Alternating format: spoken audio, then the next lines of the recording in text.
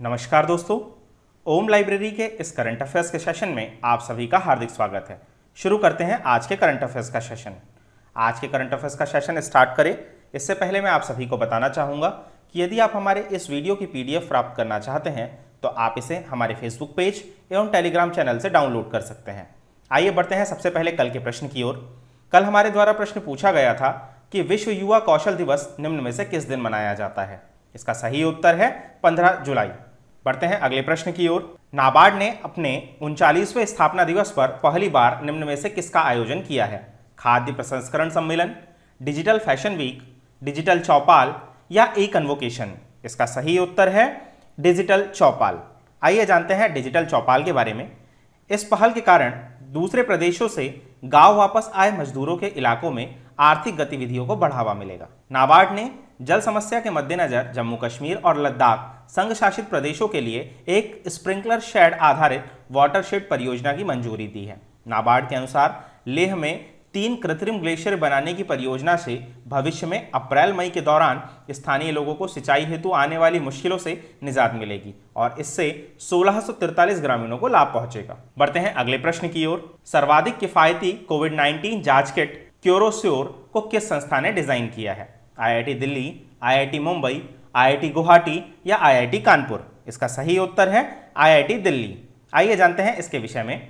हाल ही में मानव संसाधन विकास मंत्री रमेश पोखरियाल निशंक और राज्य मंत्री संजय धोत्रे ने सर्वाधिक किफायती कोविड-19 जांच किट क्यूरोश्योर लॉन्च की है। इसे IIT दिल्ली ने डिजाइन किया है।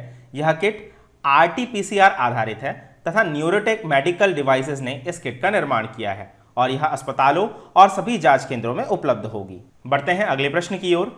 कायर और कायर उत्पादों से निर्यात भारत के किस बंदरगाह से किया जाता है। तूतीकोरन, कोचीन, चेन्नई या उपरोक्त सभी। इसका सही उत्तर है उपरोक्त सभी।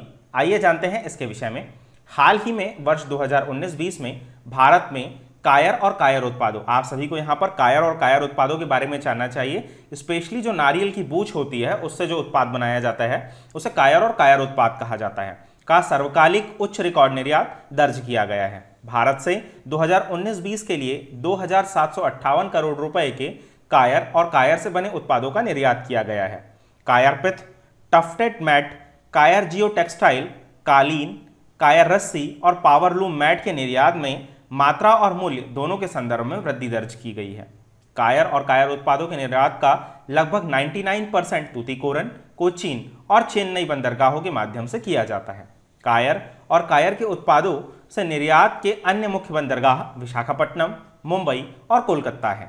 बढ़ते हैं अगले प्रश्न की ओर। ब्रिटेन ने दूरसंचार कंपनी हुआई से 5G उपकरण खरीदने पर प्रतिबंध लगाया है। यह किस देश की कंपनी है। जर्मनी, रूस, ब्राजील या चीन। इसका सही उत्तर है चीन। आइए जानते हैं इसके विषय में। हाल ही में ब्रिटेन ने अपनी कंपनियों को चीनी दूरसंचार कंपनी हुआई से 5G उपकरण सोर्स करने पर प्रतिबंध लगा दिया है। ब्रिटेन के डिजिटल सचिव ओलिवर डाउनटेन ने ब्रिटेन के प्रधानमंत्री बोरिस जॉनसन की अध्यक्षता में हुई एक बैठक में यह घोषणा की है। इस घोषणा के अनुसार इस वर्ष के अंत से टेलीकॉम प्रदाताओं को हुआई से कोई भी 5G उपकरण खरीदने पर मनाही होगी। नए दिशा निर्देशों में ब्रिटिश दूरसंचार ऑपरेटरों को 2027 तक चीनी दूरसंचार कंपनियों द्वारा आपूर्ति किए गए सभी 5G से संबंधित उपकरणों को हटाना भी होगा। बढ़ते हैं अगले प्रश्न की ओर। पुणे और भोपाल मेट्रो रेल परियोजना में कौन सा बैंक निवेश करने वाला है। एशियन डेवलपमेंट बैंक, विश्व बैंक, यूरोपियन निवेश बैंक या न्यू डेवलपमेंट बैंक। इसका सही उत्तर है यूरोपीय निवेश बैंक। आइए जानते हैं इस बैंक के विषय में। भारत और यूरोपीय संघ वैश्विक व्यापार प्रणाली को खुले रखने के लिए सहमत हुए हैं, जो विश्व व्यापार संगठन के नियमों के आधार पर बहुपक्षीय व्यापार प्रणाली के आधार के रूप में है। यूरोपीय निवेश बैंक की भारत में चल रही गतिविधियां और पुणे और भोपाल मेट्रो रेल परियोजना में 550 मिलियन यूरो के आगामी निवेश का भी स्वागत किया गया है। साथ ही दोनों पक्ष ने अगले 5 वर्षों में भारत यूरोपीय संघ सामरिक भागीदारी 2025 के लिए एक रोड मैप भी अपनाया है। परमाणु ऊर्जा के क्षेत्र में शांतिपूर्ण उपयोग के लिए इंडिया यूरोटॉम समझौते पर हस्ताक्षर किए गए हैं। अगले 5 वर्षों के लिए भारतीय यूरोपीय संघ विज्ञान और प्रौद्योगिकी समझौते के आगामी नवीनीकरण को भी अपनाया गया है। बढ़ते हैं अगले प्रश्न की ओर। हाल ही में किए गए लेसेंट अध्ययन के अनुसार किस वर्ष तक भारत की आबादी चरम पर हो सकती है। 2030, 2045, 2047 या 2050। इसका सही उत्तर है 2047। आइए जानते हैं इस लेसेंट अध्ययन के बारे में। हाल ही में किए गए लेसेंट अध्ययन के अनुसार 2047 तक भारत की आबादी चरम पर हो सकती है। अध्ययन में कहा गया है कि चीन और भारत दोनों देशों के लिए चरम जनसंख्या पूर्वानुमान 2050 पहले ही होगी और उसके बाद दोनों देशों की जनसंख्या में गिरावट देखी जा सकती है। 2010 और 2019 के बीच भारत की जनसंख्या 1.2% औसत वार्षिक दर से बढ़ी है। विकास की वर्तमान दर पर भारत की जनसंख्या 2047 तक लगभग 161 बिलियन और उसके बाद 2100 तक घटकर 1.03 मिलियन होने की संभावना है। हालांकि यदि भारत संयुक्त राष्ट्र के विकास लक्ष्यों को पूरा कर लेता है तो यह शिखर पहले ही प्राप्त हो जाएगा। उसके बाद जनसंख्या में गिरावट देखी जाएगी और इस सदी के अंत तक 929 मिलियन हो जाएगी। दुनिया की आबादी 2061 तक 9.73 बिलियन और 21वीं सदी तक 8.79 मिलियन तक पहुंचने की उम्मीद है। 21वीं सदी में 5 सबसे अधिक आबादी वाले देश भारत, नाइजीरिया, चीन, अमेरिका और पाकिस्तान होंगे। बढ़ते हैं अगले प्रश्न की ओर। केंद्रीय स्वास्थ्य मंत्रालय ने हाल ही में किस बीमारी की पहली स्वदेशी वैक्सीन को मंजूरी प्रदान की है? निमोनिया, थायराइड, चेचक या कैंसर? इसका सही उत्तर है निमोनिया। आइए जानते हैं इसके विषय में। टीके के लिए विशेष विशेषज्ञ समिति SEC की मदद से DCGI ने पुणे की company serum institute of India द्वारा सौंपे गए क्लिनिकल ट्रायल के पहले, दूसरे और तीसरे चरण के आंकड़ों की समीक्षा की है और न्यूमोकोकल पॉलिस्टराइड कॉन्जुगेटेड टीके को बाजार में उतारने को अनुमति दे दी है।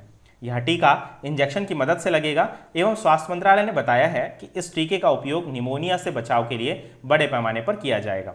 सीरम इंस्टीट्यूट ऑफ इंडिया ने DCGI के टीके के पहले, दूसरे और तीसरे चरण का क्लिनिकल ट्रायल भारत में करने को मंजूरी ले ली है। इसका ट्रायल गाम्बिया में भी हुआ है।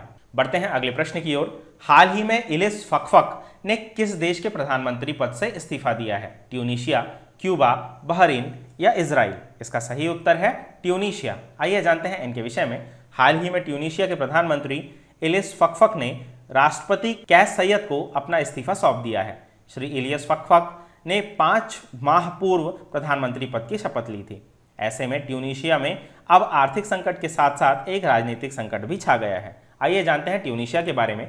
यह उत्तरी अफ्रीका के मागरेब क्षेत्र का एक देश है। आप सभी मैप में ट्यूनीशिया की लोकेशन देख सकते हैं। इसकी राजधानी ट्यूनिस है तथा इसकी मुद्रा ट्यूनीशियाई दिनार है। बढ़ते हैं अगले प्रश्न की ओर। संयुक्त राष्ट्र द्वारा जारी वार्षिक अध्ययन के अनुसार वैश्विक स्तर पर बीते कितने वर्षों में 10 लाख से अधिक लोग कुपोषित की श्रेणी में शामिल हुए हैं? 2 वर्ष, 7 वर्ष, 10 वर्ष या 5 वर्ष? इसका सही उत्तर है 5 वर्ष। आइए जानते हैं इसके विषय में। विश्व में खाद्य सुरक्षा और पोषण की स्थिति के संबंध में जारी इस रिपोर्ट के अनुसार वर्ष 2019 में तकरीबन 690 मिलियन लोगों को भुखमरी का सामना करना पड़ा है। यह संख्या वर्ष 2018 में 10 मिलियन अधिक है और रिपोर्ट के अनुसार विश्व स्तर पर अपने सभी रूपों में कुपोषण का बोझ विश्व के सभी देशों के लिए एक बड़ी चुनौती बना हुआ है। बढ़ते हैं अगले प्रश्न की ओर। चुनाव आयुक्त अशोक लवासा को हाल ही में किस बैंक का उपाध्यक्ष नियुक्त किया गया है? एशियाई विकास बैंक, भारतीय रिजर्व बैंक, राष्ट्रीय कृषि और ग्रामीण विकास बैंक या विश्व बैंक? इसका सही उत्तर है एशियाई विकास बैंक। आइए जानते हैं इनके विषय में। एशियाई विकास बैंक ADB ने चुनाव आयुक्त अशोक लवासा को उपाध्यक्ष बनाने की घोषणा की है। चुनाव आयुक्त अशोक लवासा ADB में दिवाकर गुप्ता का स्थान लेंगे। दिवाकर गुप्ता का कार्यकाल 31 अगस्त 2020 को समाप्त होने जा रहा है। चुनाव आयुक्त के रूप में नियुक्ति से पहले अशोक लवासा केंद्रीय वित्त सचिव के रूप में सेवानिवृत्त हुए थे। इससे पहले वह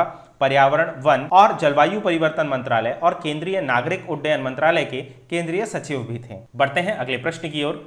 किस अंतर्राष्ट्रीय संगठन ने the state of food security and nutrition in the world शीर्षक से एक रिपोर्ट जारी की है? संयुक्त राष्ट्र, अंतर्राष्ट्रीय श्रम संगठन, अंतर्राष्ट्रीय परमाणु ऊर्जा अभिकरण या अंतर्राष्ट्रीय मानव अधिकार एसोसिएशन? इसका सही उत्तर है संयुक्त राष्ट्र। आइए जानते हैं इस रिपोर्ट के विषय में। संयुक्त राष्ट्र ने हाल ही में FAO, यूनिसेफ, IFAD और WFP द्वारा संयुक्त रूप से तैयार the state of food security and nutrition in the world शीर्षक से एक रिपोर्ट जारी की है। इस रिपोर्ट के अनुसार भारत में कुपोषित लोगों की संख्या 2004-2006 में 249.4 मिलियन से गिरकर 2017-18 में 189.2 मिलियन हो गई थी। इस रिपोर्ट के अनुसार भारत में मोटापे के स्तर में वृद्धि हुई थी। भारत और चीन एकमात्र एशियाई देश हैं जिन्होंने कुपोषित लोगों की संख्या में कमी की सूचना दी है। बढ़ते हैं अगले प्रश्न की ओर। किस देश में वॉत्सल दिवस समारोह को मनाया जाता है? जर्मनी, रूस, ब्राजील या फ्रांस? इसका सही उत्तर है फ्रांस। आइए जानते हैं इस दिवस के बारे में। फ्रांस अपने राष्ट्रीय दिवस वात्सल दिवस को हर साल 14 जुलाई को मनाता है। यह 14 जुलाई 1789 को वात्सल की किले की घटना को याद दिलाता है, जो फ्रांसीसी क्रांति में एक महत्वपूर्ण मोड़ था। कोविड-19 महामारी के कारण देश में यह सीमित समारोह मनाया गया, क्योंकि ऐतिहासिक वार्षिक सैन्य परेड को 1945 के बाद पहली बार बंद किया गया। दोस्तों, इस प्रकार हमारे आज के करंट अफेयर्स का सेशन समाप्त होता है। आप सभी के लिए आज का प्रश्न, अमाल किस देश का मंगल ऑर्बिटर है? संयुक्त अरब अमीरात, ईरान, कुवैत या कतर? आप सभी को अपने उत्तर कमेंट बॉक्स में देने हैं। आई होप कि आप सभी को हमारा आज का प्रोग्राम पसंद आया होगा। यदि आप सभी को हमारा आज का सेशन पसंद आया है तो हमारे इस चैनल को लाइक करें, सब्सक्राइब करें और अपने अन्य दोस्तों के साथ शेयर करें। साथ ही यदि आप इस वीडियो की PDF प्राप्त करना चाहते हैं तो इसे आप हमारे फेसबुक पेज एवं टेलीग्राम चैनल से डाउनलोड कर सकते हैं। धन्यवाद।